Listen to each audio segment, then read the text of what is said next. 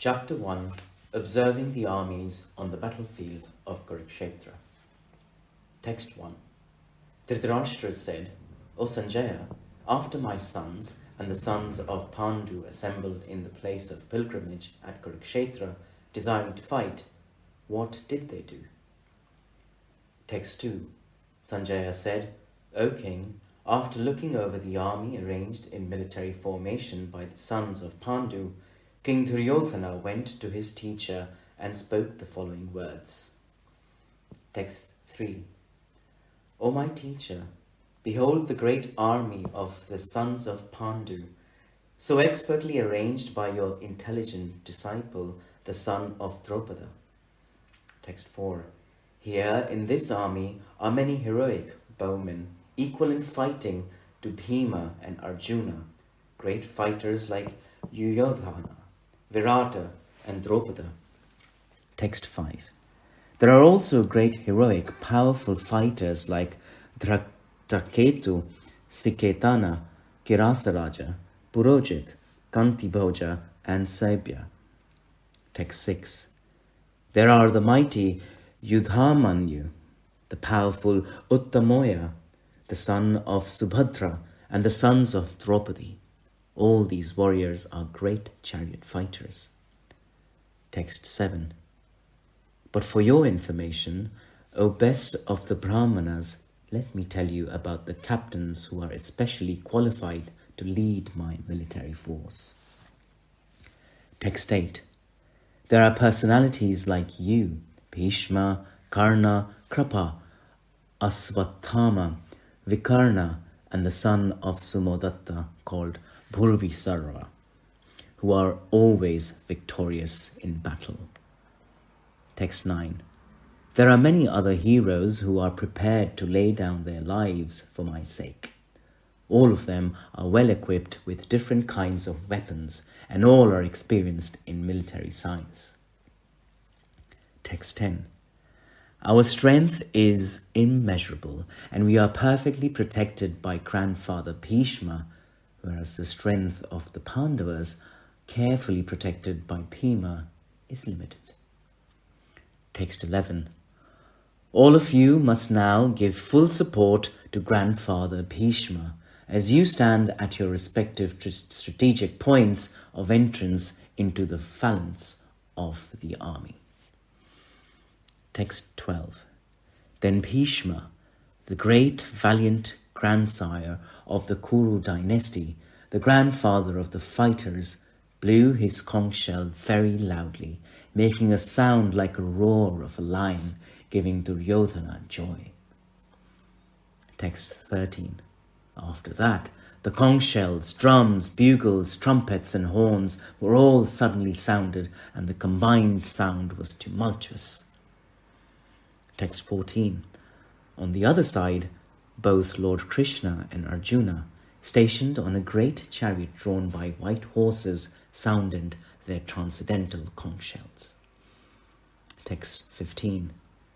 Lord Krishna blew his conch shell, called Pankajanya. Arjuna blew his, the Devadatta, and Bhima, the voracious eater and performer of Herculean tasks, blew his terrific conch shell called Bondra. Text 16 to 18. King Yudhishthira, the son of Kunti, blew his conch shell, the Ananta Vijaya, and Nakula and Sahadeva blew Sughasa and Manipurspaka. That great archer, the king Kasi, the great fighter Sikandi, Dhrityadhyumna, Virata, and the unconquerable Satyaki, Drupada, the sons of Draupadi, and others, O king, such as the mighty armed son of Subhadra, all blew their respective conch shells. Text 19. The blowing of these different conch shells became uproarious, vibrating both in the sky and on the earth. It shattered the hearts of the sons of Dhritarashtra. Text 20. At that time Arjuna, the son of Pandu, seated in the chariot bearing the flag marked with Hanuman, took up his bow and prepared to shoot his arrows. O king, after looking at the sons of Dhritarashtra drawn in military array, Arjuna then spoke to Lord Krishna these words. Text 21 to 22.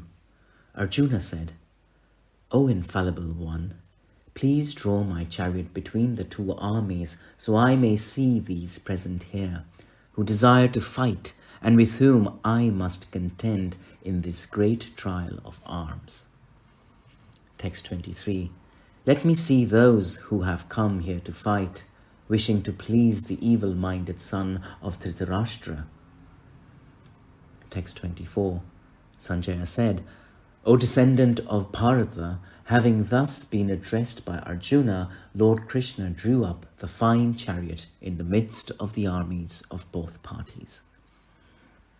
Text 25.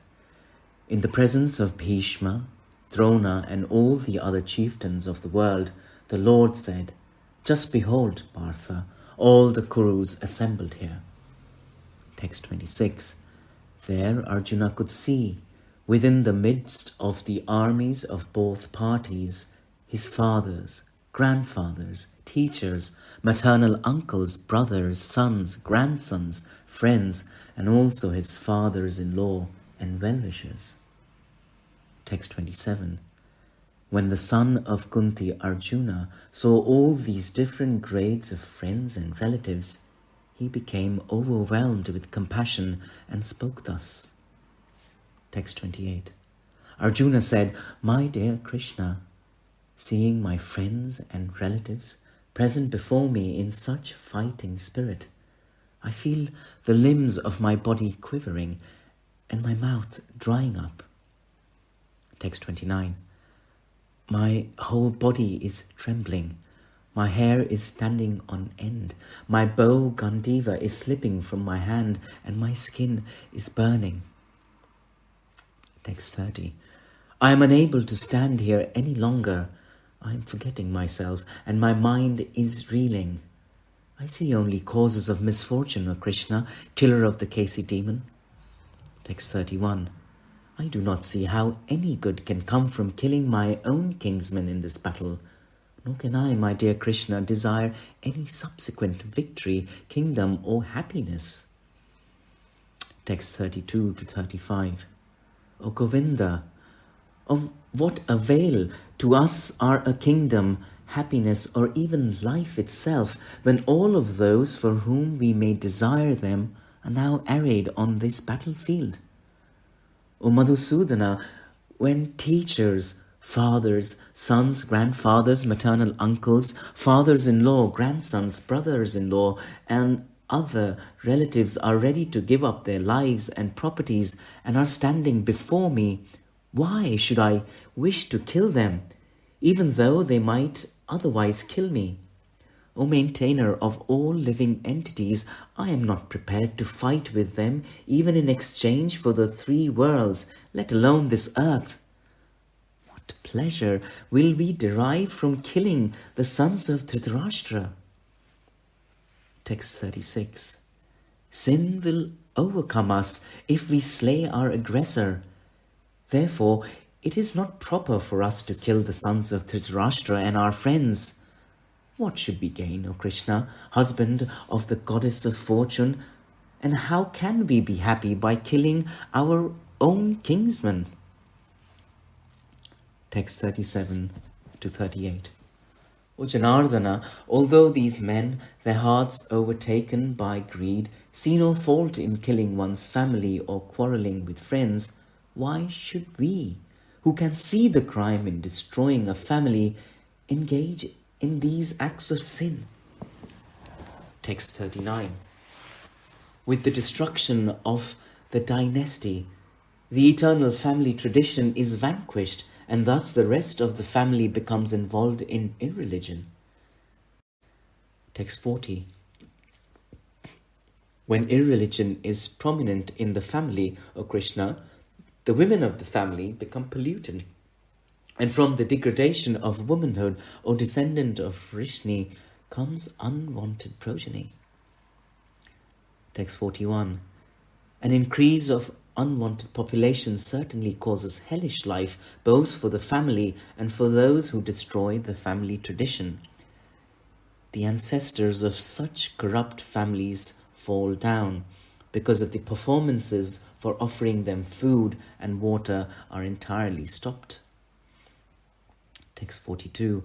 By the evil deeds of those who destroy the family tradition and thus give rise to unwanted children, all kinds of community projects and family welfare activities are devastated. Text 43. O Krishna, maintainer of people, I have heard by disciplic succession that those whose family traditions are destroyed dwell always in hell. Text 44. Alas, how strange is it that we are preparing to commit greatly sinful acts. Driven by desire to enjoy royal happiness, we are intent on killing our own kinsmen. Text 45. Better for me if the sons of Dhritarashtra, weapons in hand, were to kill me unarmed and unresisting on the battlefield. Text 46. Sanjaya said, Arjuna, having thus spoken on the battlefield, casts aside his bow and arrows and sat down on the chariot, his mind overwhelmed with grief.